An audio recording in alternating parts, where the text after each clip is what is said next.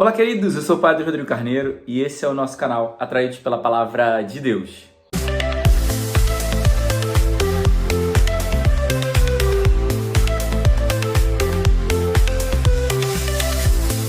Bem, então sejam muito bem-vindos ao nosso canal, seja muito bem-vindo você que já é um atraído pela Palavra de Deus, seja muito bem-vindo você que está chegando pela primeira vez também aqui no nosso canal.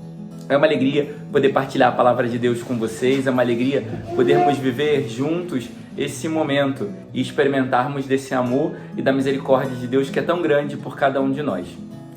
Bem, então hoje, nessa quarta-feira, nós continuamos na leitura do livro de Esdras, e aí vai dizer que Esdras, na hora da ofrenda, né, na hora das ofertas da tarde, ele se levantou e se prostrou no chão e não tinha coragem de olhar para os olhos de Deus.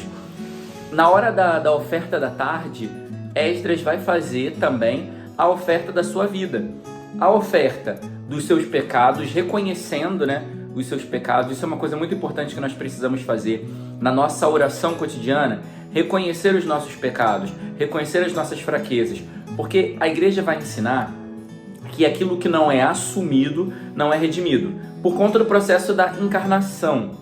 Por quê? Jesus, ele assumiu a natureza humana para que, assumindo a natureza humana, pudesse trazer a nós a redenção, pudesse trazer a nós a salvação. Então, assim também é na nossa vida. Se eu não começo a assumir as minhas fraquezas, por exemplo, assumir que eu tenho uma tendência a ser mentiroso, a ser fofoqueiro, a cobiçar o que é do outro, a ser muito vaidoso, a ser muito soberbo, se eu não começo a reconhecer diante de Deus o meu pecado, reconhecer diante de Deus a minha limitação, eu não consigo chegar à redenção. Então só aquilo que é assumido, que eu reconheço na minha vida, que eu reconheço, levo para diante de Deus, aí sim vai ser redimido. Aí o Senhor vai poder derramar suas graças para que eu possa ser curado. É o mesmo processo também, ainda me alongando um pouco nisso, mas para a gente entender, é o mesmo processo quando você vai ao médico e você fala, tô com dor de cabeça. E aí o médico, toma dipirona. Vai tratar? Vai passar a dor, vai passar o sintoma. Mas aquela dor de cabeça é por quê? É um problema no fígado, é um problema no dente, é um problema na vista, é um problema no ouvido. Se nós não identificamos, né, verdadeiramente, o remédio não pode ser efetivo. Assim também, se eu não reconheço o meu pecado e apresento diante de Deus a minha indignidade e a minha fraqueza, é mais difícil de ser redimido. Então esse processo todos nós precisamos fazer, oferecer a Deus a nossa debilidade, reconhecer e apresentar a Deus como uma oferta. Senhor, eu te ofereço a minha vaidade, a minha soberba, para que o Senhor possa mudar, porque é Ele que muda todas as coisas, é Ele que transforma, é Ele que pode reeditar, né, a nossa vida. Também Esdras vai reconhecer que foi o pecado que afastou o povo, que afastou eles da presença de Deus, mas o Senhor trouxe eles de volta para perto, porque Deus sempre está atento, Deus sempre está disposto a fazer. Então, o nosso pecado, de fato, nos afasta de Deus. Mas Deus sempre quer nos encontrar, nos buscar. Vide o texto da leitura de 2 domingos atrás, né, do domingo retrasado, que falava que da ovelha, que ele deixa a ovelha, as 99, para ir buscar aquela que se perdeu. E há mais alegria em uma ovelha que foi reencontrada do que com as 99 que permaneceram com ele. Porque o Senhor sempre quer nos trazer de volta. O Senhor, ele é um Deus de comunhão. O pecado, ele nos rouba da comunhão com Deus. Mas Deus sempre quer refazer a comunhão com cada um de nós. Então nós precisamos tomar a decisão, como o filho pródigo lá, levantar e voltar para a casa do Pai, com uma decisão de recomeçar e de voltar à comunhão com o Senhor. Então não fique longe da comunhão com o Senhor. Não fique acomodado no pecado, mas queira voltar para fazer a vontade de Deus e estar com o Senhor. Também nós vamos ver que me chamava a atenção porque vai dizer assim no texto: assim nosso Deus iluminou nossos olhos e nos deu um respiro em meio à nossa escravidão. Só que eu fui ver, assim como, aí vem o que tem antes, ele deu a nós um lugar santo. Ou seja, na igreja, ele iluminou os olhos, dê um respiro em meio à escravidão. Então, ou seja, diante das escravidões, diante do cansaço da vida, diante dos pesos, diante das cegueiras que o pecado nos causa, onde eu vou encontrar refúgio? Na igreja, porque foi na igreja, no lugar santo, onde Deus iluminou nossos olhos e nos deu um respiro em meio à escravidão. Então, ou seja, a igreja é o lugar onde os nossos olhos se abrem, a igreja é o lugar onde nós somos libertos dos julgos e dos pesos. Então nós precisamos da igreja. Não existe essa história de que eu não preciso da igreja, eu posso ficar na minha casa, eu posso rezar em casa. Não! Nós precisamos da igreja, do lugar da comunhão, do lugar do encontro com Deus, do lugar onde a glória de Deus se manifesta em plenitude, do lugar onde se celebram os sacramentos, que são sinais de salvação. Então eu preciso da igreja, a igreja, nós precisamos ir ao encontro do templo, ao encontro do Senhor que está no templo, ao encontro da igreja.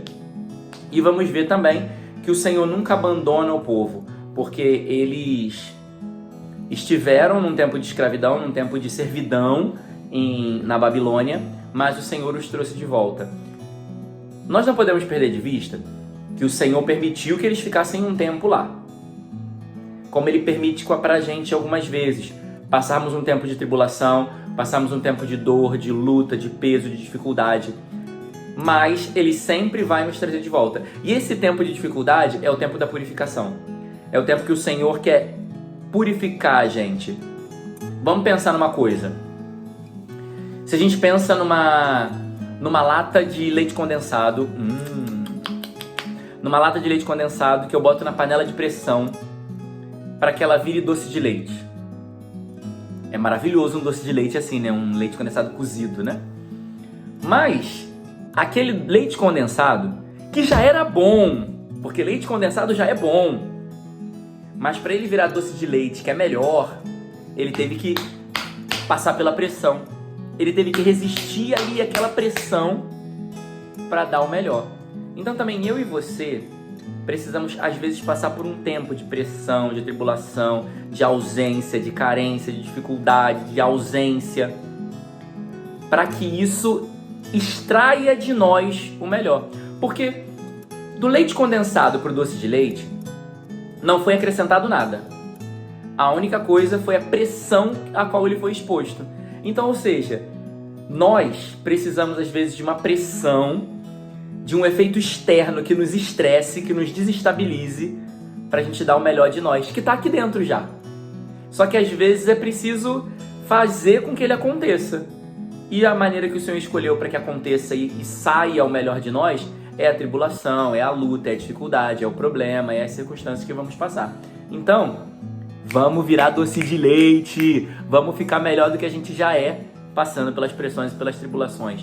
O Senhor não vai deixar, porque o leite condensado não pode ficar a vida inteira lá na panela. Uma hora vai desligar o fogo e vai tirar o doce de leite. Mas tem um tempo para passar de pressão ali, para ele poder dar o melhor e chegar a ser um doce de leite. Bem, o Evangelho vai falar para nós que o Senhor convocou e enviou. Convocou, reuniu, né? Chamou para perto. Para quê? Para que eles fizessem tudo a partir dele. Então, vem para ir. Reuniu para enviar. O Senhor sempre vai nos trazer para perto, para nos formar, para educar, para ensinar, e depois ele vai enviar. Não existe envio de alguém que não está perto do Senhor. Quem é enviado tem que primeiro estar perto do Senhor, para conhecer, porque o que a gente vai fazer, a gente está sendo enviado em nome dele. A gente está sendo enviado por ele. Então, precisa estar com ele primeiro. Um missionário, um evangelizador, um pregador, um anunciador do evangelho, em primeiro lugar, precisa estar com o Senhor. Primeiro eu preciso me reunir com ele, e por isso que Jesus muitas vezes, e nos momentos mais importantes, subia ao monte para estar com o Pai. Reunir para enviar. Receber dele para ter o que dar. Então esse é o movimento que a gente precisa fazer. E o texto vai dizer que eles não eram para levar nada, nem bolsa, nem sandália, nem bastão, porque eram confiar e se abandonar em Deus. Porque quando eu levo coisas, quando eu tenho uma sandália, quando eu tenho uma túnica, quando eu tenho coisas, essas coisas se tornam minha segurança. Não, porque eu tenho isso. Não, porque pelo menos eu tenho aqui uma bala no bolso. Não leve nada para você estar inteiramente abandonado e confiado ao Senhor. Então, o caminho da vida cristã é um caminho de abandono no Senhor. Não ter nada para você se apegar ou confiar. E também ele vai dizer que a casa que os receberem ou não receberem. Ou seja, não havia casa marcada, não tinha lugar definido. Era também esse movimento de estar abandonado no Senhor. Não escolher, mas deixar com que tudo fluísse segundo a vontade do Senhor. Também na nossa vida precisa ser assim. Não escolher, não tomar tantas decisões, mas deixar com que o Senhor direcione, encaminhe e faça todas as coisas. Abandonados em Deus, abandonados no Senhor, contando com a providência, o amor e a misericórdia dele, que nunca faltam e nunca nos abandonam. Louvado seja nosso Senhor Jesus Cristo, para sempre seja louvado.